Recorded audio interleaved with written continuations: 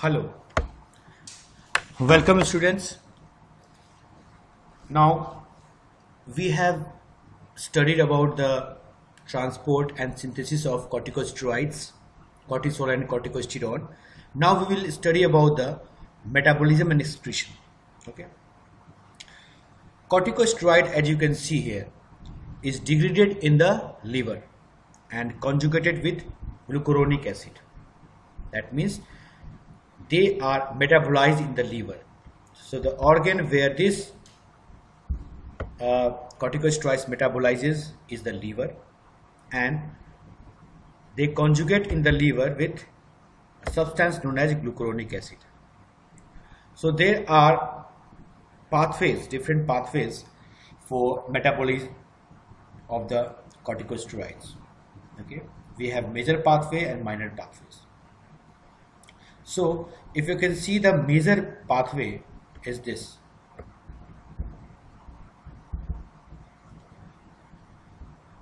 The reduced metabolite of cortisol and cortisol, that is cortol and cortolone. That means when there is a reduction or when there is a metabolization of cortisol or cortisol, you will get the residue, that is a cortol and cortolone.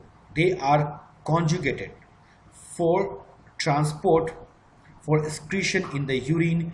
You need the substance to be conjugated, and then these substances are excreted in urine as cortol gluconide and cortolone gluconide. Okay. Now, minor pathway. The minor pathway of cortisol metabolism includes its conversion to 17 ketosteroid derivatives, which are again conjugated to sulfates and rapidly excreted in urine. And approx 10% are secreted, cortisol is metabolized in this pathway. That means the major pathway, the 90%, is in the form of cortol gluconide and cortolone gluconide. They are excreted in the urine after the end product has been formed in liver, and in the minor pathway, which is only 10%, in the urine, the sulfate conjugated form of 17 ketosteroid derivatives, they are being excreted. Okay.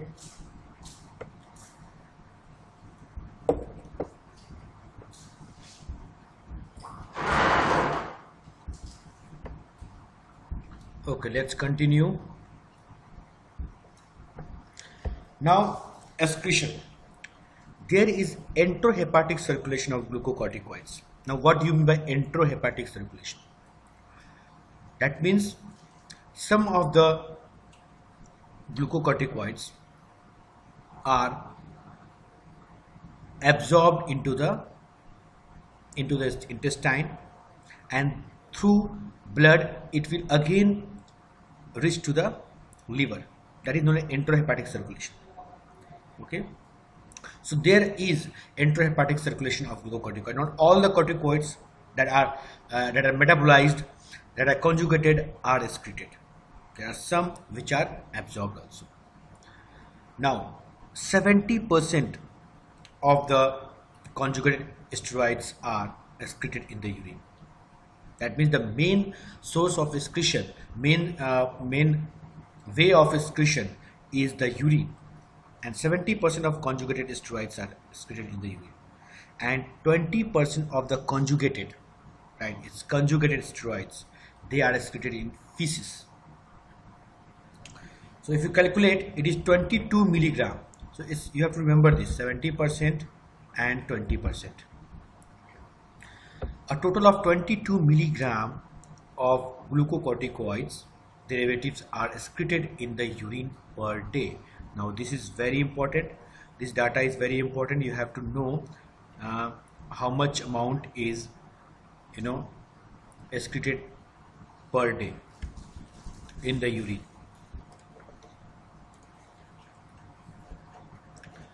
So the average amount of different derivatives excreted in the urine is in 24 hours is. So you have to remember this figure, 22 milligram per day in the urine.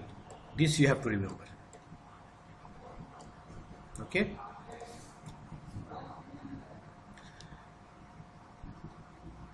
Now 0.03 milligram is secreted as free cortisol because of protein binding, 5 milligram as tetrahydrocortisol and cortisol gluconide, 3 milligram as tetrahydrocortisone gluconide or cortisone gluconide, okay, and other as 70 ketosteroids.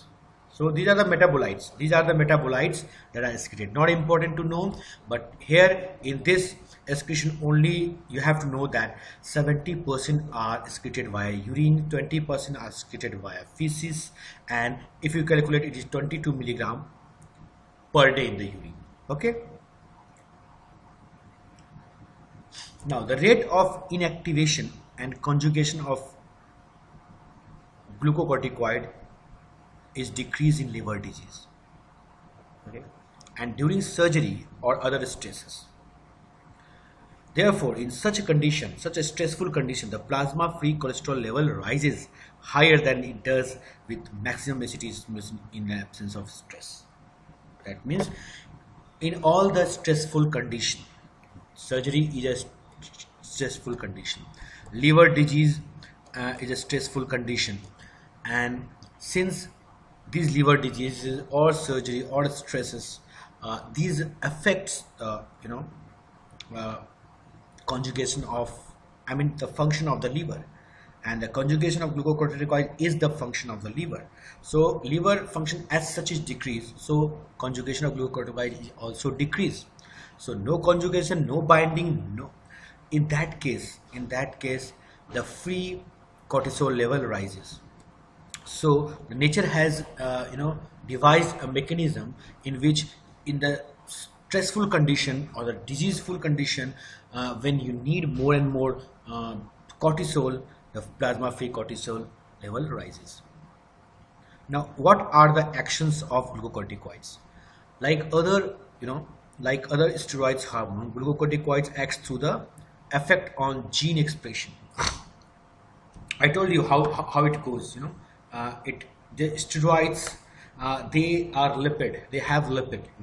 So they diffuses through the lipid membrane into the cytoplasm. No receptor on the on the cellular surface, but there are intracellular receptor. They bind to the intracellular receptor. They form a complex, and that complex will go to the DNA gene, and in gene there will be some reactivation, inactivation of different type of genes, and so the resulted protein will form or resulted protein will not form, and as the situation may be, function will be there. Okay, so like other steroids hormone, glucocorticoid acts through the effect of gene expression, very important, by binding with specific intracellular receptors. So again, very important to note that these glucocorticoids, or we say as steroids, they do not have any cellular receptor, they have intracellular receptor. In fact, they are known as GR, glucocorticoid receptor. Okay, GR, the glucocorticoid receptors are of two types, GR1 and GR2, and they are found in many tissues, and most cortisol effects in peripheral tissue are exerted through type 2 GR. Okay, so you have to remember, where is this location of type 2 glucocorticoid receptor? It is in all the peripheral tissues. And where is the presence location of the type 1 GR? It is mainly in the brain. So in the brain, type 1 GR, and everywhere in the peripheral tissue it is type 2 GR. Now glucocorticoids, after combining with the receptor, that is intracellular receptor, that is glucocorticoid receptor, they alter the protein synthesizing machinery of the target cell.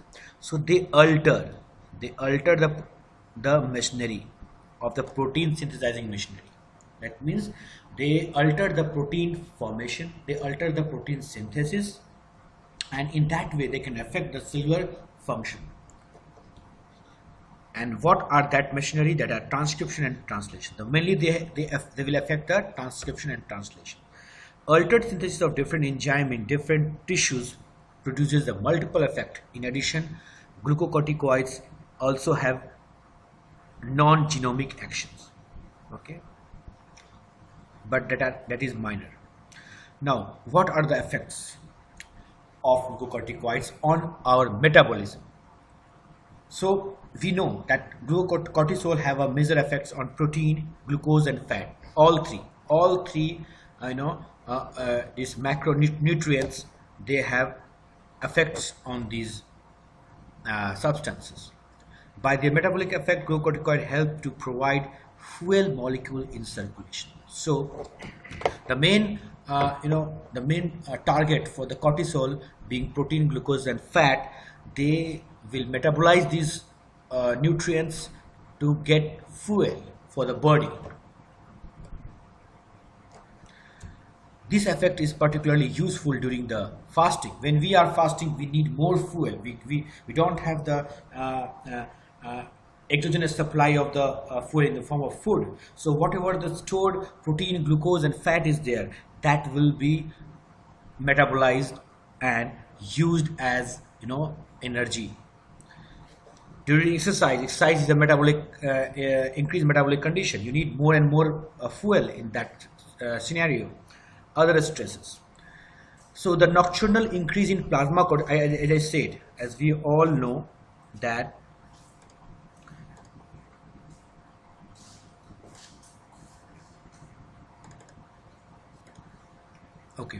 as we all know that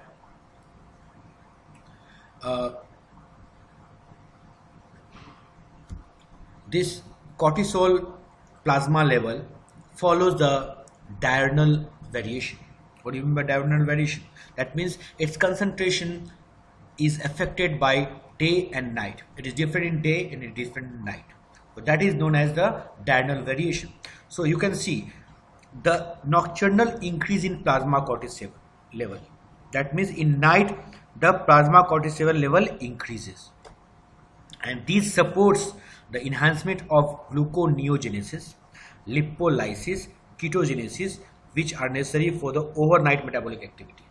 Okay, you need to when you are sleeping for 8 hours, you are sleeping for 8 hours, 9 hours, you don't take the food in that period. So whatever your body needs energy, they will get from where? They will get from glucose, so gluconeogenesis. They will get from metabolism of fat, so lipolysis. They will get it from metabolism of fats, again ketogenesis. So all these mechanisms occurred in in effect of increased cortisol level at night. So that's why nocturnal increase in plasma cortisol level is there. So if a question is asked in a day or a night, at what time plasma cortisol level increases, it is at that night. And why? Because of this gluconeogenesis, lipolysis, and ketogenesis. These are necessary for the overnight metabolic stability. The different metabolic effect of glucocorticoids are. Now, what is the effect on carbohydrate metabolism? It increased the gluconeogenesis. Gluconeogenesis means formation of the glucose from substance other than carbohydrates. Okay. So basically, it increases the rate of glucose production from the non-carbohydrate source. It can be amino acids, it can be fats, it can be protein. So non-carbohydrate source. Accelerating the synthesis of hepatic enzymes. That means the liver enzymes are stimulated. And what is the liver enzyme? Glucose 6-phosphatase. This helps in gluconeogenesis. So for the gluconeogenesis, this enzyme is important. As in biochemistry, you must have read this glucose 6-phosphatase is important enzyme for the gluconeogenesis, and provide more amino acids. This is a non-carbohydrate source, amino acids, to the liver for gluconeogenesis by their catabolic effect on muscle protein. So muscle protein, when they are metabolized, they form amino acid, and these amino acids goes into the liver, and there glucose 6-phosphatase acts and cause gluconeogenesis. And that is a Cori cycle, Cori cycle, protein from muscle to the liver. An inhibitory effect on the protein synthesis. Provide more glycerol to the liver for the gluconeogenesis. So we have 2 or 3 non-carbohydrate product. It is glycerol, it is amino acids. Okay, they are the non-carbohydrate sources that can that can be utilized for gluconeogenesis. It is important to note that the normally increased glucose synthesis is associated with glycogen breakdown. You all know whenever glucose synthesis is there, it can occur due to breakage of the glycogen molecules. But glucocorticoids promotes gluconeogenesis as well as the storage of carbohydrates as hepatic glycogen. So whatever carbohydrate you have as a hepatic glycogen, that will be stored, but new glucose will only be formed from the non-carbohydrate sources. Okay, it's important. So promotion of gluconeogenesis is important. Glycogen synthesis is increased by the increased glycogen synthetase.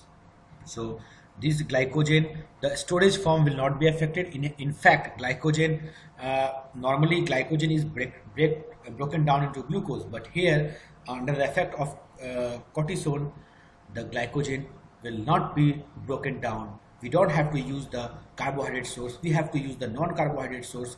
That's why glycogenolysis will not occur. समझ में आया? Then we goes to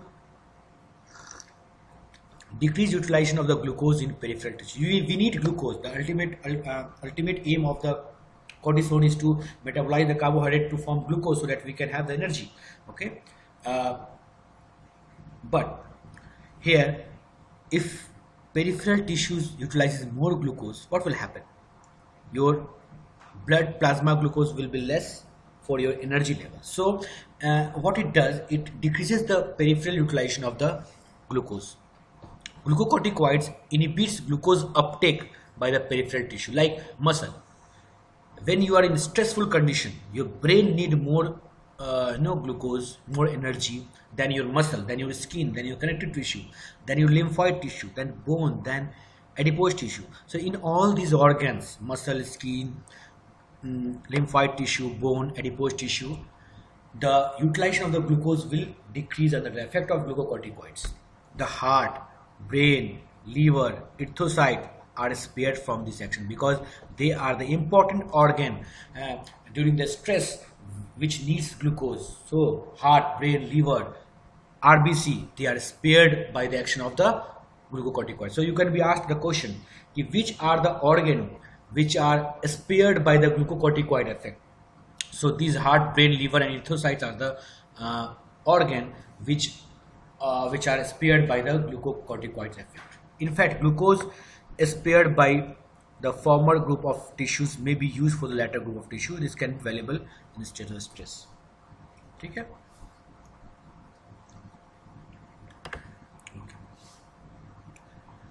Now we are done with the carbohydrate. So again, to revise, in carbohydrate, what we have in carbohydrate metabolism, only you have to remember that it is the gluconeogenesis, non-carbohydrate source. What are the non-carbohydrate source?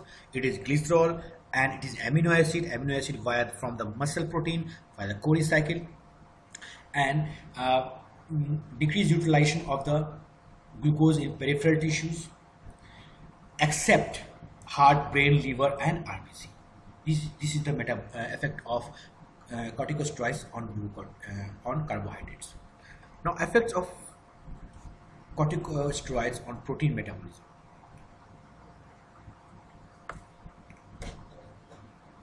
Let's see first catabolic effect.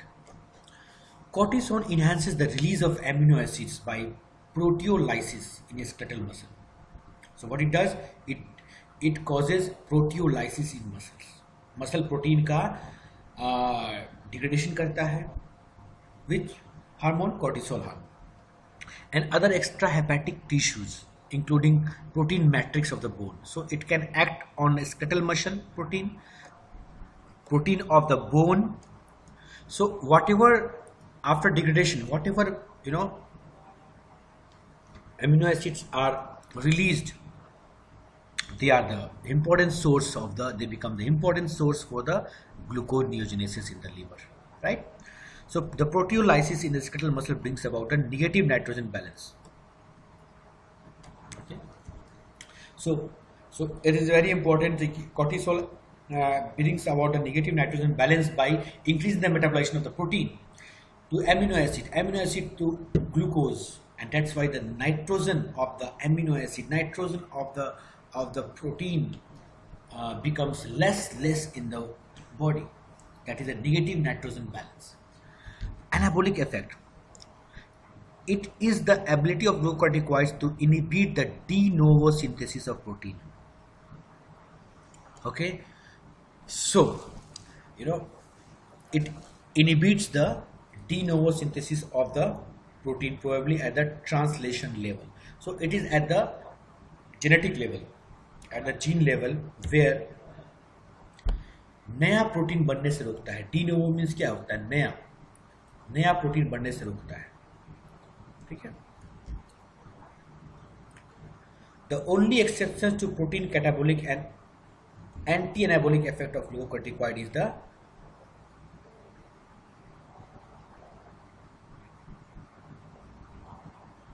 protein anabolic effect at the level of the liver.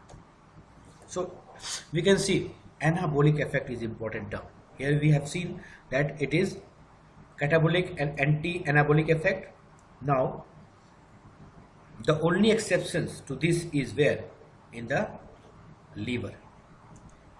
It is in the liver. What happens? Glucocorticoids increases the synthesis of the enzyme which is involved in the production of hepatic protein, plasma protein and glycogen. So everywhere it has catabolic effect or anti-anabolic effect. Okay? But except liver, where it does not have a catabolic effect. It in fact increases the synthesis of enzyme. Enzymes are what? Protein. And again these enzymes will form another group of protein, hepatic protein, plasma protein. Okay? So in the liver it is more anabolic, or you can say non-catabolic. Okay?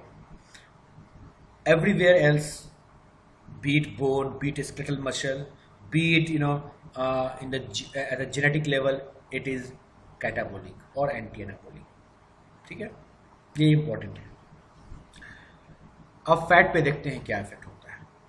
Fat पे lipolysis होता है. Fat पे क्या होता है? Lipolysis. अब क्या है? Permissive role in lipolysis. Permissive role मतलब बहुत ही रिस्ट्रिक्टेड रोल है कॉर्टिसोल का. क्या है वो हम लोग देखेंगे. दूसरा है indirect stimulation of the lipolysis. Okay, lipolysis not direct but indirectly. Fatty acid synthesis is inhibited in the liver. Okay, so what is the permissive role in the lipolysis? Although the cortisol itself has only a slight lipolytic effect, you have to remember. So if you ask more effect on carbohydrate than protein and the least effect on the lipids, it has only a slight lipolytic effect. Its presence is necessary for epinephrine, growth hormone and other lipolytic substances to stimulate hydrolysis of stored triglyceride at maximum. ठीक है. Thus, during fasting, cortisol permits the accelerated release of stored energy in the form of fatty acid and glycerol for gluconeogenesis. So again, here a permissive role means itself it has a slight role. Okay, what it does, it increases the activity. It increases the activity of epinephrine, growth hormone and other lipolytic substance, which again they will catabolize the or metabolize the stored triglycerides to form. Every triglycerides is metabolized to form glycerol and fatty acids, so that during the fasting, during the stress situation, you will have more fatty acid and glycerol as a source for the gluconeogenesis. ठीक है. तो इसका permissive role है, बहुत ही restricted role है. ये दूसरे किसी दूसरे लिपोलाइटिक सब्सटेंस को, जैसे कि ग्रोथ हार्मोन इपिनेफ्रिन को स्टिमुलेट करता है. Right. Now this indirect stimulation of lipolysis is caused by glucocorticoid by blocking the peripheral glucose uptake and utilization. Okay, so it blocks the Glucose and glucose uptake is very important, you know, step in formation of the fatty acids.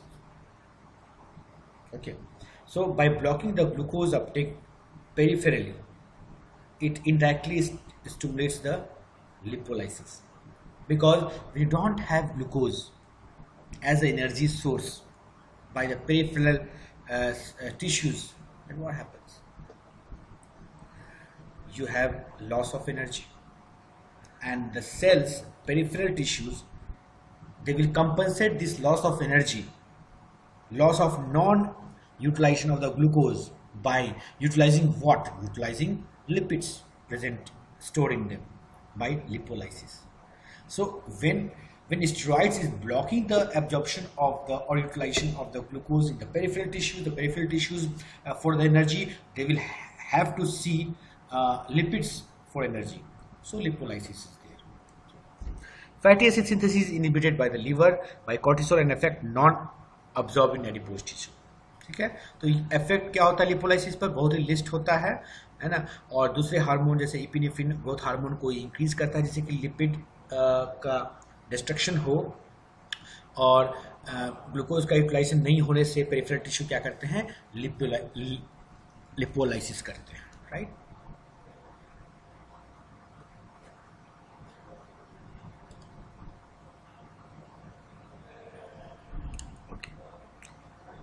We are 26 minutes. It is important to note that in diabetic patient, cortisol increases the plasma lipid level. In diabetic patient, the cortisol increases the plasma lipid level and increases the ketone body formation, which worsens diabetes.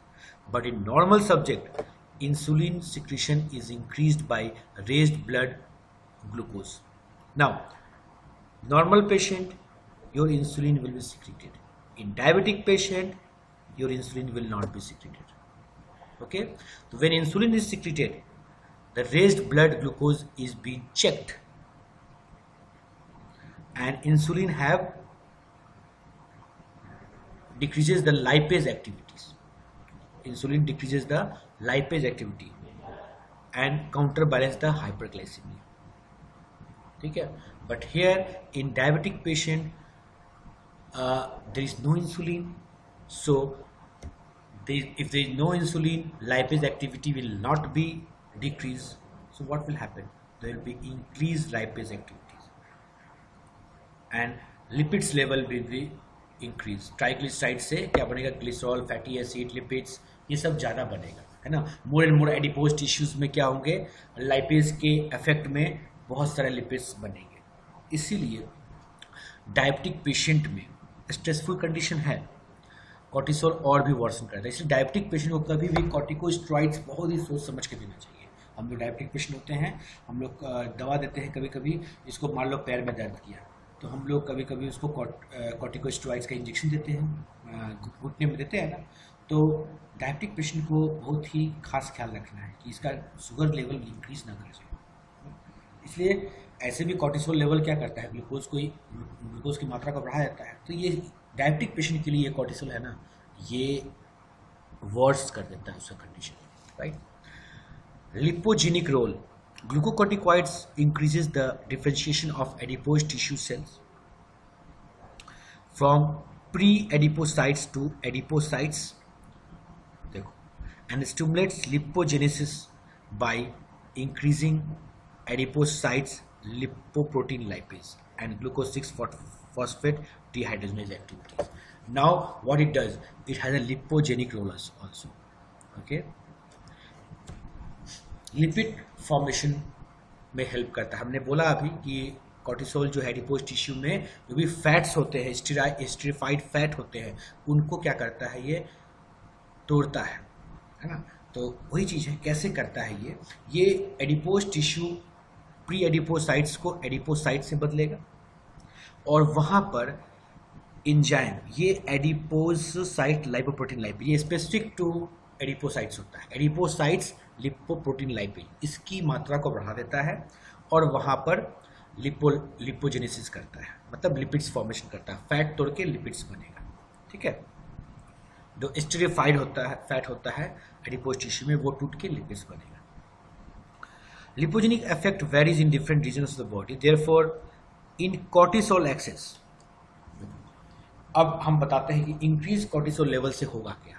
अब increase cortisol level से ज़्यादा से ज़्यादा adipocytes जितने भी body में होंगे, है ना, वहाँ पर लिपोप्रोटीन लाइपेज बढ़ जाएगा और वो लिपिड्स बनाएगा. इसीलिए कॉर्टिसोल एक्सेस में there occur selective accumulation of fat in the abdomen and trunk and above. तो इसलिए जिसको कॉर्टिसोल एक्सेस हो जाता है तो उसका फैट जो है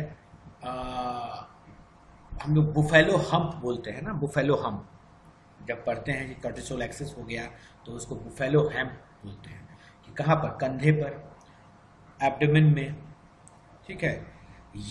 ये सब जगह में फैट का अनयूजुअल एक्युमुलेशन हो जाता है. ये फैट कहाँ से आया, लिपिड कहाँ से आया, यही एडिपोज टिश्यू का जो स्टेरिफाइड फैट है उसके मेटाबॉलिज्म से आया. The deposition of fat in the face is called moon face. ये सब सिम्टम्स है. जब भी हम पढ़ेंगे कॉर्टिसोल एक्सेस या कुशिंग सिंड्रोम के बारे में, तो ये मून फेस हो गया, ट्रंकल ओबेसिटी हो गया. These are the science of Cushing syndrome और कॉर्टिसोल एक्सेस. बुफेलो हम्प हो गया, है ना, सो डॉगर हम्प हो गया. ये क्या है, सब स्कैपुलर रीजन में अगर फैट जम गया तो उसको बोलते हैं बुफेलो हम्प. अगर फेस में जम गया ज़्यादा फैट तो उसको बोलते हैं मून फेस. अगर एब्डोमेन में ज़्यादा फैट आ गया उसको बोलते हैं ट्रंकल ओबेसिटी. ये सब किसका फीचर है, कुशिंग सिंड्रोम का.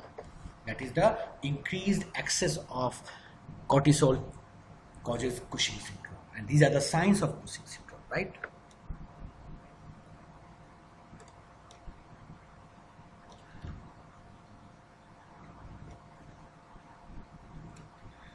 Now, these are the some important things which shouldn't come does not come as a note, but you can expect it in the MCQs in PG examination. It is important to note that the fat deposition absorbed in hypercortisolism, that is the what is syndrome, Cushing syndrome that you have seen, reflects the increased food intake rather than a change in the rate of lipid metabolism.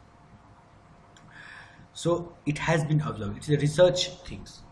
We say that due to lipid metabolism, the fat accumulates, but it has been seen sometimes. It has been researched that increased food intake, and for the increased food intake, there are several,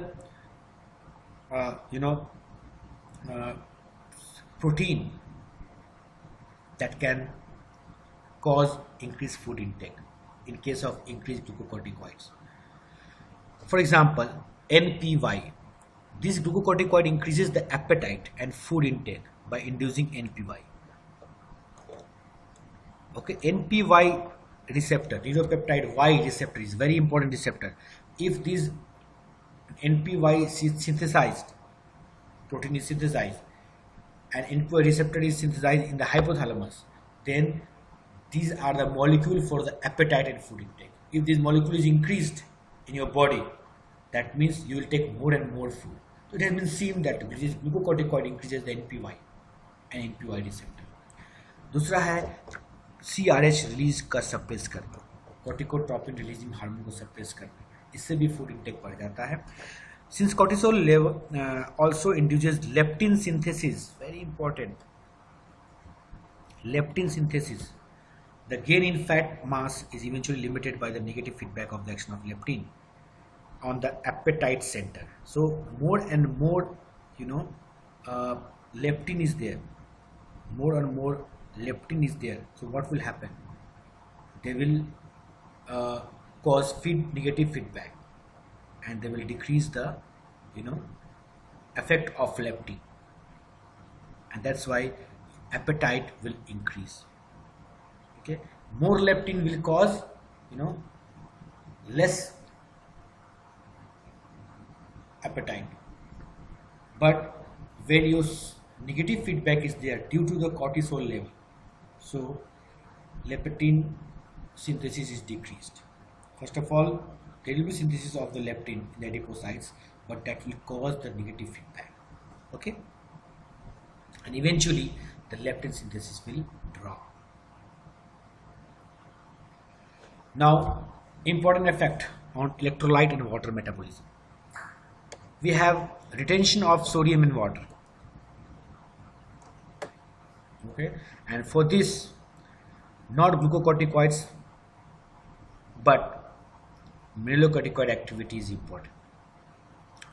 But glucocorticoid has some property as mineralocorticoids. You know, they are interrelated actually. Mother is the same, pregnenolone and the cholesterol. So actually the sodium and water retention properties of mineralocorticoid, this activity, some of the activity is represented also in the glucocorticoids. But the main function of glucocorticoid is not retention of sodium and water. Okay. So mineralocorticoid activity of glucocorticoid is very mild, but in normal condition. But it becomes physiologically important when large quantity of cortisol is secreted every day. By aldosterone-like activity, the glucocorticoid increases sodium and chloride retention, NaCl retention, and potassium excretion by the kidney.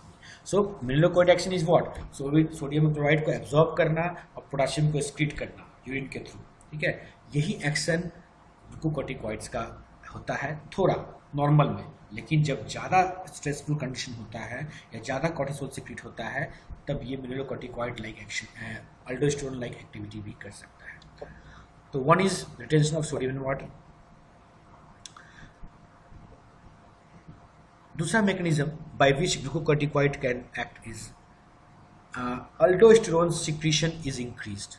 You know, they can act as aldosterone, that is mineralocorticoids, but they can also increase or stimulate the production of aldosterone. ठीक है, तो ये glucocorticoid aldosterone के secretion को बढ़ाता है by increasing the synthesis of angiotensinogen from the liver. Okay, so you know the RAS system क्या होता है? Angiotensinogen into angiotensin 2 into the aldosterone, right? ये उस प्रोसेस को बढ़ाता है. ये एंजियोटेंसिनोजेन जो है, जो कि एंजियोटेंसिन 1 को एंजियोटेंसिन 2 में बदलता है ना, ये लीवर से प्रोड्यूस होता है. ठीक है, it is produced by the liver, angiotensinogen from the liver. So RAS mechanism को भी इफेक्ट करता है, अल्डोस्टेरोन को बढ़ाता है ये ग्लूकोकॉर्टिकॉइड्स. ये सब इफेक्ट है. ग्लूकोकॉर्टिकॉइड्स सोडियम एंड वाटर को रिटेंशन कर सकता है by mineralocorticoid activity and by increasing the formation of aldosterone by RAS, stimulating the RAS axis by angiotensinogen from the liver. समझ में आया? Promotion of diuresis. हाँ, गेट बंद कर दीजिए, कोई दिक्कत नहीं. Promotion of diuresis. Sorry, I was recording in the class. We are about to leave. Okay, 5 minutes more, I think. 2 minutes. Just last. Promotion of diuresis. Glucocorticoids promotes diuresis by increasing the inactivation of ADH by liver. So it increase the inactivation of the ADH. It decreases the effect of ADH. So antidiuretic hormone को क्या करता है? एंटीडायरेटिक hormone को का activity को कम करता है. इसका काम क्या है? Water retention, anti diuresis. लेकिन अगर इसको इनएक्टिवेट कर दिया तो क्या होगा? More and more diuresis. And by antagonizing the action of ADH at the level of the distal DCT of the kidney, so they promote diuresis. Urine ज़्यादा होगा, ग्लूकोकॉर्टिकॉइड से यूरिन ज़्यादा होगा. तो ये सब इंपॉर्टेंट है. जब तुम पेशेंट देखोगे and when you prescribe medicine for a diabetic patient, ये सब चीज़ तुम्हारे दिमाग में आएगा. किसका किडनी इफेक्ट होता है, डायलिसिस होता है, किडनी के पेशेंट को स्टेरॉइड देना चाहिए कि नहीं देना चाहिए, ये सब चीज़ इंपॉर्टेंट है बहुत. The promotion of, let's revise this, promotion of diuresis, retention of sodium in water, these are effect. Then we have effect on lipogenic role, but mainly effect is lipolysis. Okay, then we have protein synthesis. We have catabolic role except in the liver, Then we have on effect on carbohydrate, mainly the gluconeogenesis. ठीक है, ये figure को देखना चाहते हो देख लो, किस तरह एडिपोज टिश्यूज पर एक्ट करता है cortisol. Okay, lipolytic hormones, free fatty acids liver में जाएगा. ठीक है, मसल से ये है कोरी साइकिल, ये वाला कोरी साइकिल के बारे में बोल रहे थे, यहाँ ग्लूकोनियोजेनेसिस होगा. ठीक है, चलो, so we end this chapter here, I mean not chapter, this topic here, and next time we'll study more. Today we have just studied the effect of corticosteroids on fat, protein and carbohydrates. Okay, thank you so much.